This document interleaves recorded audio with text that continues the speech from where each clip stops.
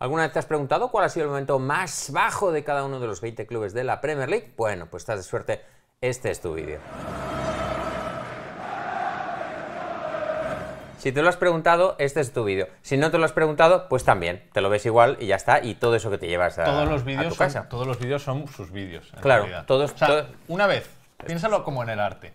Una vez tú haces algo, deja de pertenecerte a ti y pertenece a todo aquel que lo lee, ve o consume. Muy bien, muy bien. Y te diré más, haciendo ya un punto de reflexión antes de empezar con el Arsenal, que vamos en orden alfabético en el vídeo de hoy. Te diré más. Incluso el significado de la obra artística es diferente. Ya ni siquiera pertenece al creador, pertenece al que lo observa. No, precisamente ahí es donde reside el éxito del arte abstracto. Porque cada persona puede tener un significado y puede encontrar un significado distinto. Donde tú puedes ver una mítica foto, donde tú puedes ver un pato, una persona puede ver un conejo. Por eso se puede aplicar a todos los tipos de artes y a todos los tipos de contenidos que consumas. Claro, en realidad da igual lo que Rafael quería decir en la escuela de Atenas. Aprovecho para corregir esta pifia porque en algún momento, no sé por qué dije que era de Leonardo, yo creo, es de Rafael. Es de Rafael. Da igual lo que quisiera decir, que en realidad en ese caso, en ese cuadro es bastante claro, sí. Pero da igual lo que quisiera decir, lo importante es lo que cada uno quiera. Claro, pero si tú en la escuela de Atenas de Rafael quieres verte a ti con tus panas en la plaza del barrio, puedes verte a ti con tus panas filosofeando. Y Rafael no es nadie para decirme a mí, yo quería decir esto, no importa, la obra ya no te pertenece, para empezar, que es el punto. Para empezar, lo tiene muy complicado ahora Rafael. Muy complicado, pues está criando malvas hace siglos. Y habla otro idioma, ¿vale? Pues esto no es salvable, no es salvable porque yo hablo fluidamente italiano. Quizá el problema es que está muerto. Este es más problema.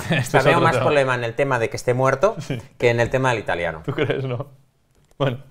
Que de hecho ahora no habla italiano ni habla nada, habla el idioma de la Ouija. Sí, un futuro entrevistado que podemos tener en el canal. Un saludo para Rafael y todas. Muchachos, comenzamos. 20 equipos de la Premier League. ¿Cuál es el momento más bajo en toda su historia? Hay disclaimer inicial, Andrés. Hay disclaimer inicial. No tiene por qué ser la peor temporada de su historia, no tiene por qué ser el peor fichaje, el peor traspaso, la peor decisión. Son los momentos más bajos, o los momentos que nos han parecido más bajos y también más interesantes, porque no tiene gracia venir aquí a deciros, pues sí, el Arsenal en la temporada 65-66 quedó 17º y por eso es el momento más bajo. No, aquí mola tener un poco de chicha, un poco de limoná, un poco de cosas que poder contaros. Así que no es el peor momento, es el momento más bajo, bajo nuestro criterio. Y comenzamos, muchachos, con el Arsenal. ¿Cuál es el momento más bajo del Arsenal? Ha habido varios en los últimos tiempos, pero nos hemos quedado con un momento muy concreto, que fue la derrota en la Recopa de 1995 con un gol desde el centro del campo de Najim, que para más Inri era un exfutbolista del Tottenham. Todo mal, todo mal, todo mal. Aunque hay que decirle que toda la temporada aquí tenemos... Hombre, Seaman, es que claro, Seaman, ya lo he dicho muchas veces, pero todo balón que alcanzaba una altura superior a 10 metros, en el momento en que bajaba, Seaman era absolutamente incapaz de calcular dónde iba a caer. Sí, tenía muy buen bigote. Muy buen bigote. Porque Ronaldinho le metió uno igual en un mundial. Sí. O sea, es que claro, no. Quiero decir, ya cuando hay dos hay un patrón. Cuando hay dos hay un patrón. Pero bueno. Seaman va bola. Uf, tío, nen. Quizá el problema de Seaman es que todavía no existían las gafas deportivas. Y podría habérselas puesto, porque quizá lo necesitaba. Creo que había más problemas. Claro. Bueno, el caso es que toda la temporada 94-95 fue un auténtico desastre para el Arsenal. Fueron 12º en Liga, su peor clasificación en Premier y su peor clasificación en Liga desde 1976, cuando fueron 17º. Llegaron a la final de esa Recopa de Europa que estábamos mencionando antes y perdieron ante el Zaragoza con ese gol de Najim, que ya hemos dicho, exjugador del Tottenham ya había sido exjugador del Tottenham en ese momento. Además, tuvieron problemas fuera del campo los Gunners, porque Paul Merson tuvo que ir a rehabilitación por su adicción al alcohol, a la cocaína y al juego, lo que se conoce como un hat-trick de adicciones. George Graham, que era el entrenador, fue despedido en febrero y más tarde la Federación Inglesa le sancionó por un año tras descubrir que había aceptado un pago ilegal de 425.000 libras de un agente. Una pena porque además era un entrenador que había sido muy importante en la historia del Arsenal y se acabó yendo de forma ignominiosa por la puerta de atrás. Sí, otro equipo, Ilie, y así avanzamos ya al siguiente, que se fue de forma muy ignominiosa, no por la puerta de atrás, se fue por la puerta delantero, pero arrastrado por los otros 19 clubes de la Premier League y cayendo por las escaleras, fue el Aston Villa. Y aquí tenemos que hablar de, madre mía, qué foto. Madre mía. El del para aquellos que, aquí recuerdo desbloqueado, el del centro es Micah Richards, ¿vale? Sí, y está Jordan Ayew, si no me equivoco. Sí. Madre mía. Bueno, Madre mía. El Aston Villa, ¿vale? La temporada 15-16. 20º en Premier League. Últimos, ¿eh? Últimos. Con 17 puntos, que es la cuarta peor puntuación de la historia de la Premier. Gravísimo. 3 victorias de 38 partidos y 4 entrenadores. Muy es bien. decir, más entrenadores que Muy bien, victorias. muy bien, muy bien. Desde el 75 solo habían pasado una temporada en segunda hasta ese descenso, que fue el primer descenso de la Premier League del Aston Villa. Aquello acabó provocando que en los años siguientes viéramos una sucesión de no temporadas tan buenas del Aston Villa hasta que volvieron a la Premier más recientemente. Y para destacar, esta temporada no solo fue terrible a nivel deportivo, sino que a nivel extradeportivo también tienen momentos muy curiosos y tenemos 2 fotos que así lo ameritan. La primera es que en noviembre de 2015 Grealish fue separado del primer equipo durante 2 semanas. Grealish, 2015, ya estaba liándola el muchacho. Fue separado del equipo 2 semanas después de ser fotografiado de fiesta tras perder 4-0 ante el Everton. Ya Grealish dijo 4-0 ante el Everton, toma castaña. Hombre, Grealish siempre ha tenido esa tendencia a salir un poquito. Sí, porque creo que la temporada anterior es lo de Tenerife. Efectivamente. Entonces, cada año una fiesta.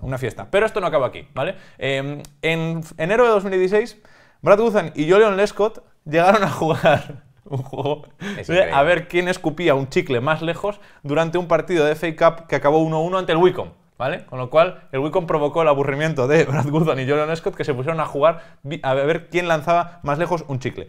Los fans, por lo que sea, reaccionaron bastante molestos y después del partido todo el equipo fue objeto de insultos mientras subían al autobús. O sea, pagaron aquí, iba a decir justos por pecadores, pero aquí eran todos pecadores, aunque solo 2 se pusieron a jugar al juego del chicle. Recuerdo además, Julian Lescott, si no recuerdo mal, una vez un fan le insultó en Twitter y él le contestó enviándole una foto de su coche de lujo. Y después dijo que estaba... No, ha sido sin querer, lo llevaba aquí y se puso esta foto. No, se ha puesto una foto, sí, crack. Ibas conduciendo y tu móvil solo ha abierto Twitter, ha subido una foto... Ha seleccionado esa respuesta. Esa foto, la respuesta... Venga, hombre. Bueno, si esto era poco, Ili, hablábamos de que a nivel extradeportivo mal, a nivel deportivo también muy mal. En febrero perdieron 6-0 ante el Liverpool en casa, en Villa Park, en lo que es su peor derrota en casa en 81 años. Hombre. O sea, que ya que te vas, vete con estilo, ¿no? Y ya para acabar, en marzo, ya entrando en la recta final, yo creo que todo el equipo ya estaba de vacaciones. Sí. De hecho, bueno, llevaban de vacaciones desde agosto, en realidad. Sí, de hecho, literalmente, Akpom Lahore había estado de vacaciones en Dubái y fue investigado y separado del primer equipo durante 2 semanas después de que se le viera fumando una cachimba en Dubái. Muy bien. Con una gorra que no puede estar más apretada en esa cabeza. Me da un poco de pena por Gaby Akpom Lahore, que había hecho buena carrera en el Aston Villa, pero la verdad es que el final fue desastroso. Y de hecho era capitán de ese equipo. Imagínate, así les fue. Vamos con el tercer equipo, y en este caso nos encontramos con el Bournemouth, las orcas asesinas, antiguamente conocidos como las cerezas, una apodo que ya dejaron atrás, y ahora son las orcas asesinas. Y su peor momento en su historia es el descenso en la última jornada de la temporada 89-90. En la última jornada de esa temporada 89-90, Leeds y Bournemouth se enfrentaban en la última jornada. El Leeds podía ganar la segunda división y el Bournemouth se jugaba el descenso. El partido se jugaba en el estadio de los Cherries. Como era de esperar, por supuesto, si estamos en el vídeo del peor momento, el Leeds ganó el partido y el Bournemouth acabó descendiendo. Pero la cosa fue a peor. Sí, la afición visitante, que había preparado camisetas en la semana previa de la invasión de Bournemouth, ¿vale? En la semana previa, la lió. La afición del Leeds la lió. Era un bank holiday, así que había mucha más gente de lo normal. Era festivo y causaron daños y lesiones por valor de más de 1 millón de libras. El Daily Echo escribió lo siguiente: los espectadores, entre ellos muchos niños, tuvieron que correr para ponerse a salvo mientras se lanzaban proyectiles y los antidisturbios controlaban a la multitud. El Bournemouth, por culpa de este incidente, no jugó en casa en un festivo hasta 2003 en un partido ante el Shrewsbury Town. Es decir, estuvieron desde 1990 hasta 2003 13 años sin poder jugar un partido en casa por culpa de este incidente, y tenemos algunas fotos de los disturbios. Fotos, evidentemente, esta es la foto del partido, y tenemos fotos, evidentemente, de los disturbios y de los diferentes problemitas que hubo a lo largo de todo el día en la ciudad de Bournemouth. Claro, todos estos son aficionados del Leeds, entiendo, ¿no? Sí. Tomaron la ciudad. Ninguno con camiseta. Es verdad, ninguno con camiseta. Es verdad que hacía buen día. Hacía buen día en Bournemouth, está ahí la playita y la policía ahí dispersando gente a caballo. Sí, después tenemos no están dispersando a gente que esté a caballo, los que van a caballo son la policía. ¿Qué coches, ¿Qué coches? ¿Qué tiempos? Mira y qué escudos antidisturbios. Escuela italiana de esquí. Es el escudo de la escuela italiana de esquí. ¿Por qué un fotógrafo lleva una pegatina de la escuela italiana de esquí? Sobre todo de porque esquí? creo que este fotógrafo era inglés, si no me equivoco. Y esquiador. Y esquiador. Iba mucho a los Alpes italianos Sí, a esquiar. Sí, así que era un muy buen fotógrafo porque cobraba bastante, muy buen dinero para Sí, poder sí, irse ahí sí. en los 90 Sí, a sí, Italia a esquiar. Vaya fotógrafo. Vaya vidorra que se pegaba el tío. Bueno, vamos con el cuarto, que es el Brentford, los Bees. Su momento más bajo fue sin duda en 1967, cuando estuvieron a punto de desaparecer. En 1967, el Brentford había gastado 114.000 libras en traspasos en los 5 años anteriores. La asistencia, además, al estadio había disminuido en un 50% en 2 años. Y, de resultas de todo esto, perdían 400 libras por semana. 400 libras, 400.000, 400 libras. 400 que libras. para los años 60 Claro, eran claro, bastantes. son los años 60. Eran 400 libras por semana. El 19 de enero de 1967 se supo que el propietario del Brentford y del Queen's Park Rangers, eternos rivales del Brentford, habían llegado a un acuerdo por el cual el QPR se mudaría a Griffin Park. En Loftus Road se construirían viviendas y el Brentford, como consecuencia de toda esta operación, dejaría de existir. Es decir, el Queen's Park Rangers absorbería el Brentford, se mudaría a su estadio y harían viviendas en Loftus Road. Tras un mes de protestas de los fans, negociaciones y donaciones por valor de 8.500 libras, que a equivalente de día de hoy son 164.100 libras en valor actual de 2024, un consorcio se hizo cargo el 23 de febrero del club con un préstamo a 12 meses de 104.000 libras y el Brentford se pudo salvar en el último momento de una desaparición casi segura. No habría estado... O sea, lo más duro que te podría pasar es que te absorbiera tu eterno rival. Increíble. O sea, esto yo creo que tú como fan del West Ham, ¿cómo aceptarías que el Millwall os... Lo veo más probable con el Español. El Español está ya a un paso ya de ser absorbido por alguien, por el Girona, por quien sea, ya deponemos las armas, ya lo dejamos estar. Y ya está. El West Ham no, el West Ham va bien ahora. El West Ham va bien. Somos una potencia económica. El quinto equipo, Ilie, que aquí muchos están relacionados con problemas económicos, porque al final son los peores momentos de los clubes. Esto es una historia de la que ya hablamos, pero sí, hay que recordar. Tenemos que ir al Brighton, ¿vale? El Brighton en 1996 descienden a cuarta por primera vez desde los 60 y venden su estadio. Esto es el año natural de 1996, porque en realidad la temporada más salvaje es la de 1997, que esta es la historia que hemos contado de cuando se van a Gillingham, etc. En la 95-96 descienden a cuarta por primera vez desde los 60, en más de 3 décadas. En 1997 se salvan en la última jornada de bajar de la Football League y por sus problemas económicos se ven obligados a vender los terrenos de su estadio, Goldstone Ground, y genera esto, 2 invasiones de campo en el año 1996, a finales de la 95-96, que les costó 3 puntos de deducción, y en octubre del 96, que les costó 2 puntos de deducción. Por la venta tuvieron que jugar 2 años en Gillingham, a 120 kilómetros de Brighton, y el resto de la historia la tenéis en un vídeo magnífico que hicieron Ilio Leart y Jesús Sánchez desde Brighton, hablando un poco de la historia de Brighton y de cómo habían salvado y cómo habían llegado hasta donde están a día de hoy. Así que podéis ir a verlo. De hecho, nos fuimos incluso a donde estaba, ¿te acuerdas, Jesús? El antiguo estadio de Goldstone, que ahora hay un centro comercial. O sea, estuvimos incluso ahí, donde estaba el estadio, que era en el centro de Brighton, una ubicación magnífica, y ahora hay un centro comercial. Y después estuvisteis en un zoo también, que es donde estaba el otro estadio que usaron cuando volvieron a Brighton después de Gillingham. Provisionalmente, cuando volvieron de Gillingham.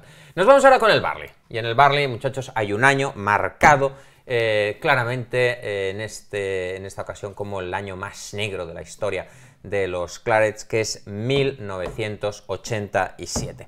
Hasta 1987, aquí tenemos que hacer un poquito de historia, hasta 1987 el descenso de la Football League no era automático, es decir, no quedabas último y descendías, no. Se tenía que hacer por votación. Votaban los demás clubes y decían, venga, aceptamos que este suba, aceptamos que el otro baja. Es decir, que había muchos clubes que acababan últimos y no bajaban, se quedaban ahí en la Football League. De hecho, hay muchos clubes que quedaron últimos varios años seguidos y ahí se quedaron los tíos. Este proceso generó la rivalidad entre Tottenham y Arsenal. Es verdad, además, porque eligieron, uno quedó por encima en Liga, pero eligieron al otro para ascender. Eso es. El caso es que los equipos tenían que optar como a la reelección. Para la temporada 86-87, este proceso se cambió. El Burnley, que en 1985 había descendido a cuarta división, llegaba a la temporada 86-87 con problemas económicos. Y si descendían, podían llegar incluso a desaparecer. En la última jornada, eran colistas y necesitaban ganar al Leyton Orient, que el Lincoln City perdiera y que el Torquay no ganara. Y de forma absolutamente increíble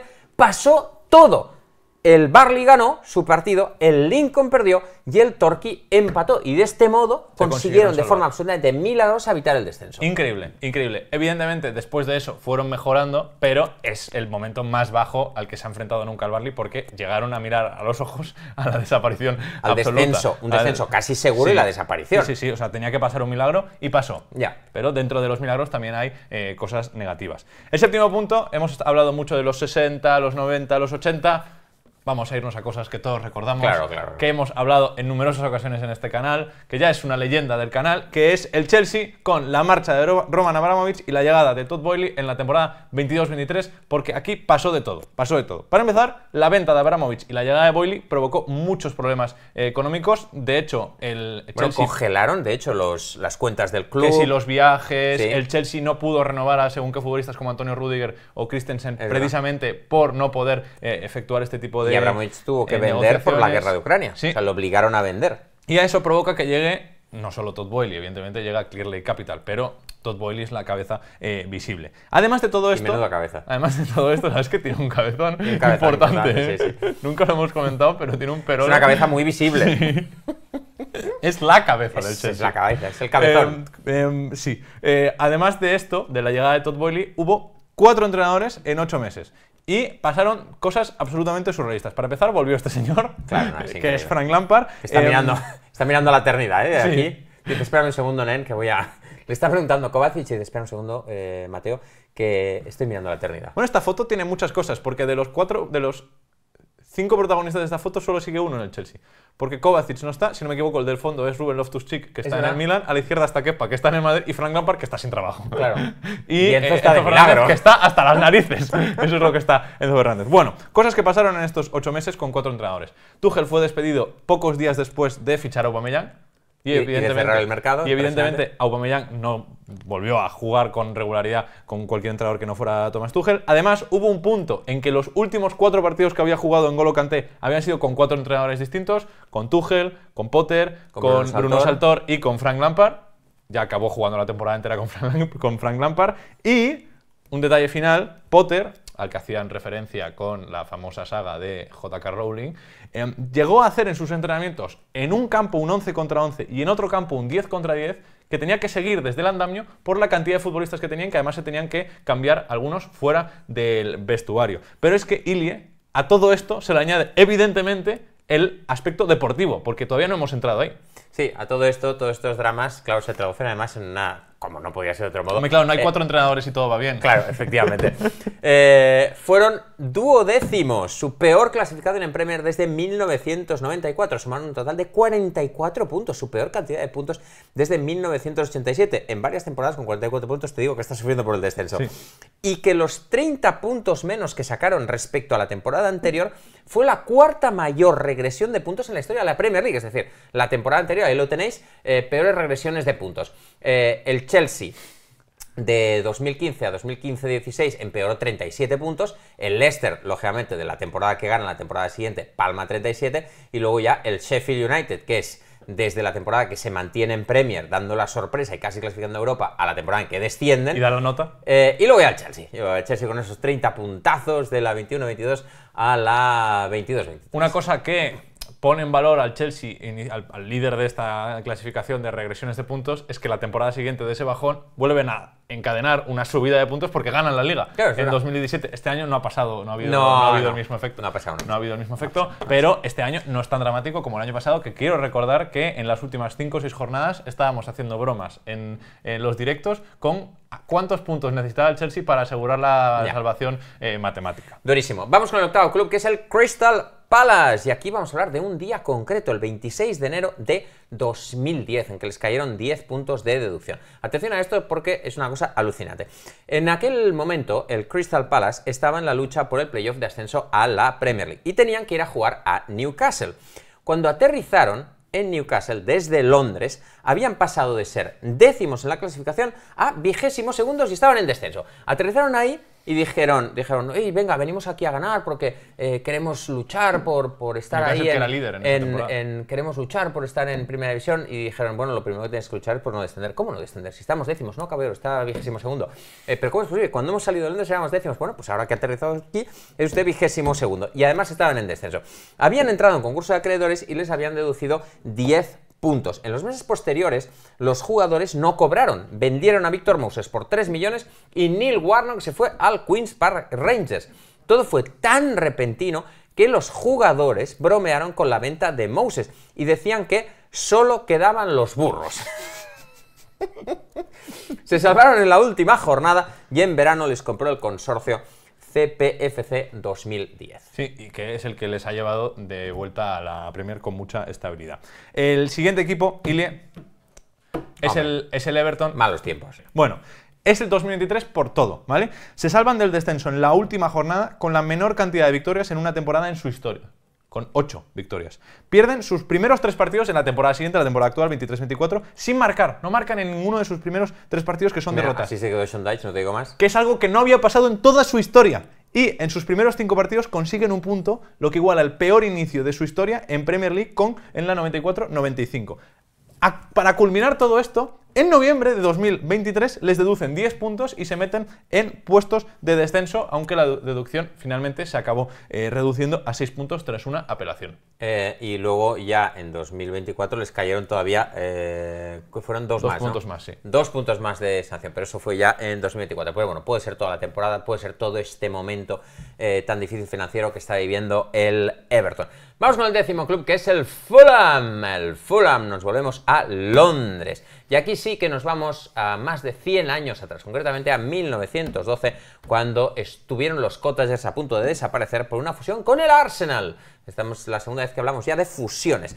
En 1910 el Woolwich Arsenal tenía problemas financieros. En una reunión se acordó que la sociedad que dirigía el club se liquidara para crear una nueva. La nueva empresa no tenía suficientes fondos y estaba al borde del colapso hasta que 3 directivos del Fulham, Henry Norris, William Hall y William Allen, intervinieron. En 1912 Norris llegó a la presidencia del Arsenal y por la baja existencia y los problemas financieros quiso crear un superclub en Londres junto al Fulham. Pero, como recogió John Spurling en su libro Rebels for the Cause, la Football League lo bloqueó. Si la Football League no lo hubiera bloqueado, Arsenal y Fulham se habrían fusionado y el Fulham habría desaparecido. Sí, el Arsenal, que todavía era Woolwich. Woolwich Arsenal, porque de la fábrica de armamento. Y hemos hablado, Ilie, de descensos, hemos hablado de fusiones, hemos hablado de malos momentos financieros. Ahora toca llegar a una de las tragedias y a una de las desgracias más conocidas tristemente del fútbol inglés, como es la de Liverpool, que es la tragedia de Hillsborough. Tenemos que situarnos en el 15 de abril de 1989. El Liverpool y el Forest se enfrentaban en la semifinal de la FA Cup en Hillsborough, el estadio del Sheffield Wednesday, porque entonces no se jugaban todavía en Wembley, pero sí se jugaban en campo neutral. A los fans Reds se les asigna la tribuna oeste, la grada oeste, que era más pequeña que la de los fans del Nottingham Forest, que en teoría llevaban menos aficionados. Para llegar a la grada, además, el acceso era un túnel muy estrecho que desembocaba en unas vallas que separaban, unas vallas muy altas, que separaban el césped del campo y que rodeaban todo el terreno de juego. Con todo el mundo atrapado en los accesos, el policía encargado de la seguridad toma una decisión clave que acaba siendo fatal, que es abrir las puertas de acceso al estadio y que todo el mundo pudiera entrar a tropel. Esto ha acabado dando imágenes muy duras, gente escalando la grada para intentar escapar de esa masa que se había concentrado.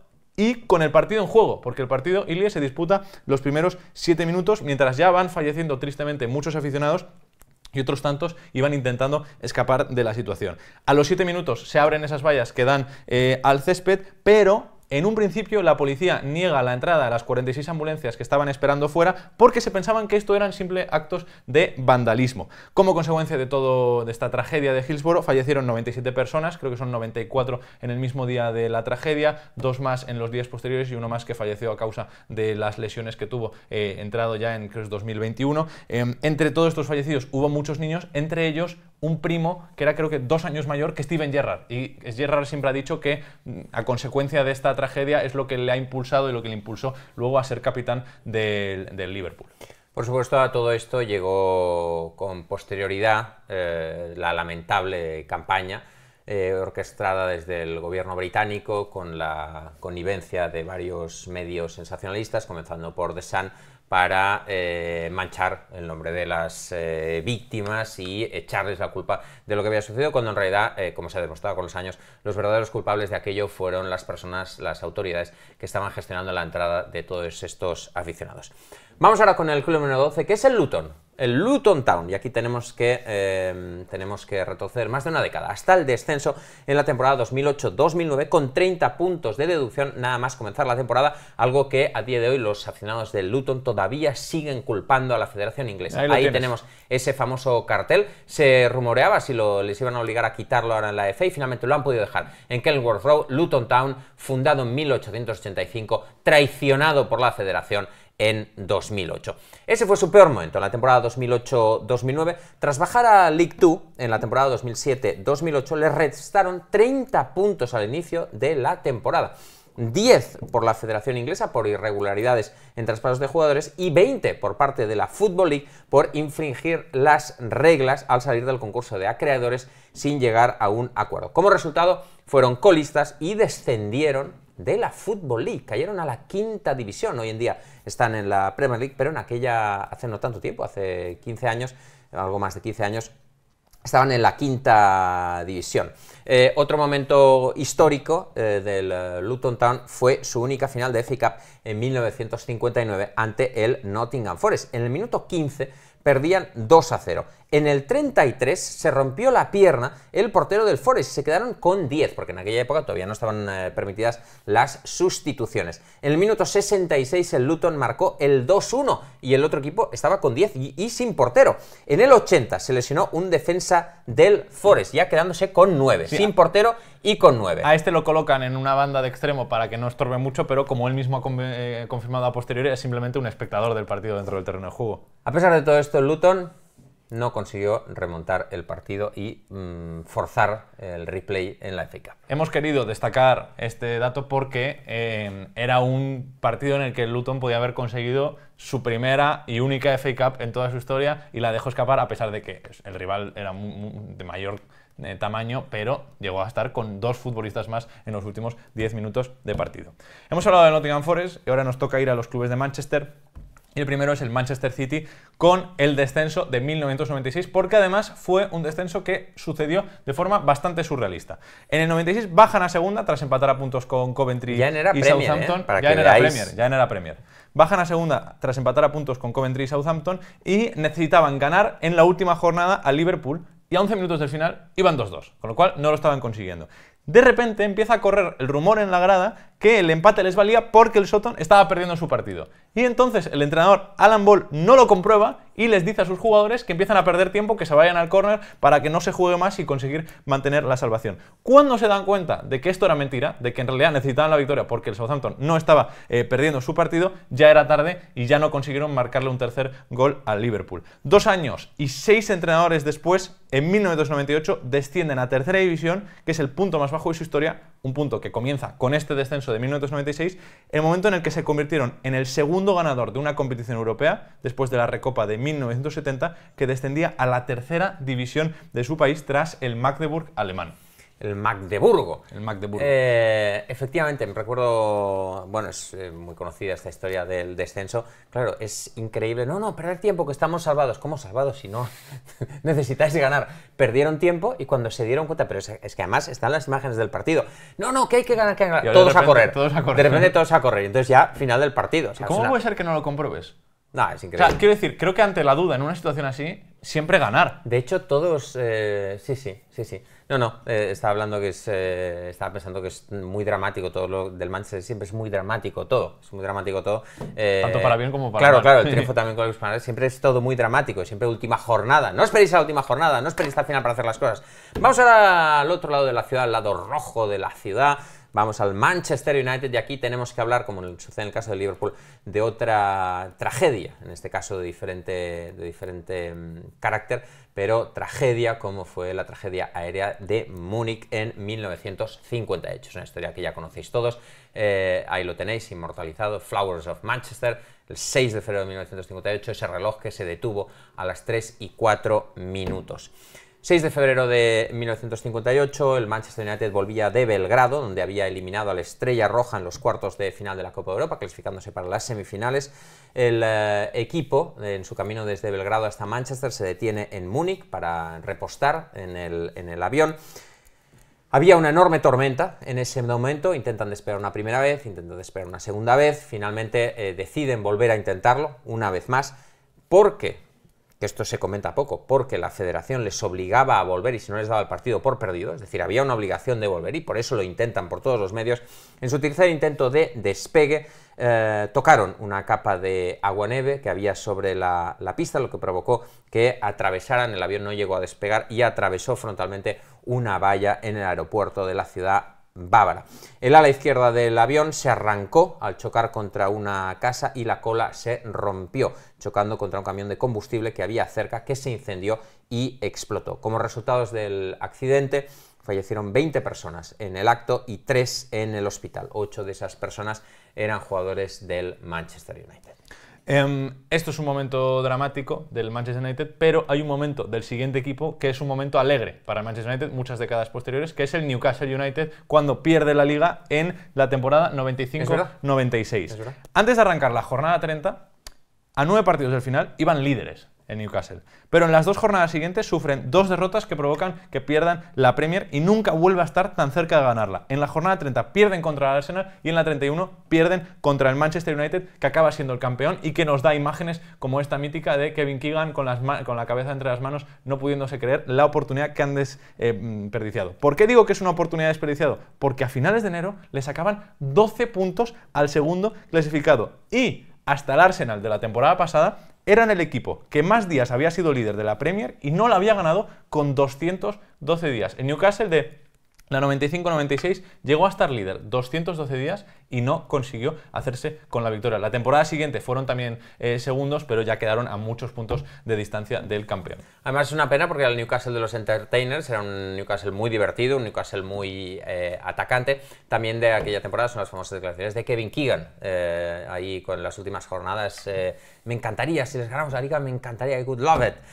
Vamos ahora con el Nottingham Forest, y aquí nos vamos hasta 2005. Podríamos haber, en el caso de Nottingham Forest, también nos podríamos haber quedado con el descenso en la primera temporada de la Premier League, en 1993, que marca además el adiós de Brian Clough y toda una era en el Nottingham Forest, pero nos quedamos con el descenso en 2005 porque realmente es el punto más bajo del club en los últimos 25 años. En 2004... llevaban 5 años ya en segunda división. Y el año anterior ya habían tonteado con el descenso. El descenso en segunda, ya estamos hablando de segunda división. Joe Kinnear, que falleció recientemente, era su entrenador y su objetivo era lograr el regreso a la Premier League. Las cosas no empezaron bien ya para el Forest porque no ganaron hasta su 10º partido. En diciembre, el Derby, es el eterno rival, el Derby County, les metió un 0-3 y Kinnear optó por dimitir. Iban 22º, pero querían ascender y ficharon a Gary Megson, que ya sabía lo que era coger un equipo que luchaba por no bajar y ascenderlo. Bueno, sorpresa de la vida, no lo consiguió. Ganaron un partido de sus últimos 11 y fueron el primer campeón de la Copa de Europa o posteriormente de la Champions League que descendía a la tercera división de su país. Nos quedamos de ese momento con una frase de Kinnear, que ya hemos dicho que falleció recientemente, que dijo: el problema es que no puedes tirarte un pedo en City Ground sin que alguien asome la cabeza para contarte cómo ganaron la Copa de Europa. Yo lo entiendo. Yo estaría fardando de ese éxito toda la historia. Toda la historia. Joe, bueno, no le voy a hablar a Joe, que está muerto ya, pero claro, que querías que hicieran también. O sea, claro, ganas dos Copas de Europa. De hecho, es el único equipo, creo, en la historia que ha ganado, que tiene más títulos de Copa de Europa que de Liga, que es un dato increíble. 2 Copas de Europa, una Liga. Hombre, yo también lo recordaría todos los días, claro. Sí. Joe, si no te gusta, pues no haber ido. El siguiente equipo... Dios le tenga en su gloria a Joe. Dios le tenga en su gloria a Joe. Y a Rafael. El siguiente equipo es el Sheffield United y aquí tenemos que hablar de su primer año en League One en la 11-12 porque no fue el último año en League One en esta etapa reciente de los Blades. En 2011 fue su primera temporada en tercera división desde hace 23 años, es decir, desde hace más de 2 décadas que no jugaban en la tercera división inglesa y a falta de 3 jornadas para el final iban muy bien. Iban segundos con 4 puntos de distancia sobre el tercero. Parecía que iban a lograr el ascenso. El problema es que en esas últimas 3 jornadas pierden un partido, empatan 2, acaban terceros y en los playoffs pierden en la final, en la tanda de penaltis, ante, si no me equivoco, es el Huddersfield, con un fallo del portero del Sheffield United y no vuelven a segunda división hasta 2017. Sus malos resultados en esas últimas semanas, en esos últimos partidos, llegan la semana después de la sentencia a 5 años de prisión de Chet Evans, que era su delantero y que llevaba 29 goles en liga hasta que fue detenido tras ser declarado culpable de violación. Esta foto es Steve Simonsen, que es el que falla el penalti en la tanda de penaltis de la final del playoff de ascenso y que provoca que no consigan volver a Championship y estén hasta 2017 en tercera división. Vamos ahora con el Tottenham Hotspur. Aquí había varios momentos para elegir, pero nos hemos quedado con 2004, cuando el Arsenal de los Invencibles se proclama campeón en su propia casa. No solo hace historia, sino que además lo hace delante de su afición con Sol Campbell, por si no fuera suficiente. Además, Sol Campbell, al que los aficionados del Tottenham bautizaron como Judas, se proclama campeón con el Arsenal ante su ex afición. El Arsenal efectivamente ganó la Liga de los Invencibles en 2004 en White Hart Lane, en el estadio de los Spurs. El Arsenal empezó ganando el partido por 0-2, pero el Tottenham logró empatar. Aún así, al Arsenal le valía con ese empate. La policía, por si acaso, para evitar males mayores, le había dado la orden al Arsenal de no sobrecelebrar el título, no celebrarlo de forma muy eufórica, para evitar incidentes en la grada. Es decir, no hacer lo que estábamos viendo en la foto. Efectivamente. Según Henry, al ver que estaban celebrando el empate como si hubieran ganado la Liga, decidieron empezar a celebrarlo. Es decir, que el Tottenham empatara el partido, porque además fue con un gol en el minuto 94, acabó causando que Henry creo que le dijo a Cole, mira, que les den, vamos a celebrar como si estuviéramos en casa. Y pues no le gustó a la afición del Tottenham, pero les dio un poco igual y al final acabaron celebrándolo. Henry sin camiseta, con un trofeo de la Premier hinchable que tenían ahí en la foto que acabamos de ver, y por tanto creo que el Tottenham aquella temporada acaba 14º o una cosa así, sí, muy flojo. con lo cual temporada muy mala y además tu eterno rival gana una liga que acaba siendo la de los Invencibles en tu propio estadio. Ilie, toca hablar ahora del West Ham, toca hablar de los Hammers y tenemos que hablar, no es de ningún descenso, no es de ninguna semifinal, que se podría también, que también se podría. Estamos hablando de la marcha de Boiling Ground. En 2016 el West Ham abandona su estadio y lo cambia por el London Stadium. Boiling Ground había sido su estadio desde 1904, más de 100 años de historia, y la marcha del estadio y de la zona de Upton Park a Stratford, que es un estadio más grande, más moderno, más caro, duele a los fans. Y aquí tenemos 2 testimonios de 2 aficionados. El primero, dijo un fan en 2016, todavía no me creo que lo vayan a demoler. Es como si nos muriéramos también nosotros. En 2018, después de un partido ante el Burnley en el que hubo muchas protestas, otro fan escribió, la protesta de los fans no es por una derrota, sino en un robo. El de su propio club. Estas palabras y este aficionado era Ilio Leart. Efectivamente, muchachos, ya no es solo perder un estadio que ha sido tu estadio durante tantos años, es que el cambio de estadio provocó que la idiosincrasia del club cambiara. Nos mudamos de una zona trabajadora, de clase media-baja londinense, a una zona de gente pues más pija, más adinerada, una zona donde claramente no encaja con el perfil que ha tenido el club durante toda su existencia. Y acabamos con los Wolves, y en este caso nos vamos a 1982, cuando el equipo de Molineux estuvo a punto de desaparecer. El 2 de julio de 1982, el medio local Express and Star, que vemos aquí en pantalla, tituló de la siguiente manera: Wolves have gone bust. Los Wolves están en bancarrota. Tenían más de 2 millones de libras de deuda por la reconstrucción de una grada. Además, acababan de descender a la segunda división. El banco al que le debían el dinero, que era el Lloyds Bank, les había comunicado que no podían seguir ayudándoles. El Lloyds nombró un síndico oficial, un encargado de liquidar el patrimonio en un concurso de acreedores. Esto desató una guerra de ofertas por el club, al que le quedaban 4 semanas para evitar la bancarrota. Finalmente, la oferta ganadora se firmó a 3 minutos del final del plazo, es decir, los Wolves se quedaron a 3 minutos de desaparecer. Fue una oferta presentada por el exjugador Derek Dougan como testaferro de los hermanos Batty.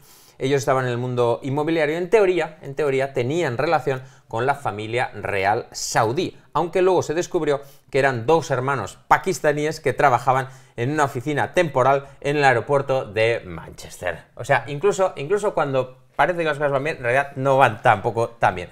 De hecho, en 1983 ascendieron, pero dejaron de poner dinero, y en 1984 descendieron a segunda, en 1985 descendieron a tercera, y en 1986 descendieron a cuarta. ¡Bravo! ¡Bravo! ¡Bravo! Hay que decir, un trabajo impecable, impecable. Mundo inmobiliario, muy bien.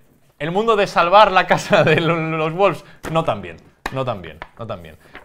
Los Batty Brothers. Los Batty Brothers. Los Batty. Una época en la que no se podía... La batidora. No se podía... Una temporada en la que no se podía, pues, chequear, ¿no? Claro. Buscar en Google Batty Brothers, Claro. para ver qué habían hecho en LinkedIn los muchachos y si Claro. genuinamente tenían relación con la familia real saudí. Ya la familia real saudí ya coleaba desde los 80, ¿eh? Claro, es verdad. No, son de la familia real saudí. Bueno, son 2 pakistaníes que están ahí trabajando. ¿Cuánta gente hay relacionada con la familia real saudí? Muchos. Es que es una familia muy amplia. La familia real saudí es una familia muy amplia. Igual que es muy amplia la familia de la media inglesa. Y en este punto nos despedimos. Os recordamos que Tengo una idea. Podéis dejar comentarios sobre cuál ha sido el momento más bajo de estos clubes, e incluso mejor, decirnos cuál es el momento más bajo de vuestros clubes, ¿no? Yo soy del Cacereño, pues cuál ha sido el momento más bajo del Cacereño. Y así, pues, nos informamos todos sobre los clubes de los demás. Y podemos hacer un vídeo reaccionando. Muy bien, Que hace mucho tiempo me que no parece hacemos mucho. un Hoy vídeo el momento más reaccionando bajo a esto. del Español, o del Atlético de Madrid, o de Rayados Mira, de Monterrey. hacemos una cosa, que nos dejen los suyos, tú te preparas el del Español, va. yo me preparo el del Celta, Va. Y así después vemos también los de los demás. El del Español es fácil, amigos, porque es hoy mismo. Si te ha gustado este vídeo, no dudes en suscribirte al canal, de este modo nos ayudas y además, hey, es gratis, o sea que no tienes nada que perder, danos una oportunidad y suscríbete a La Media Inglesa.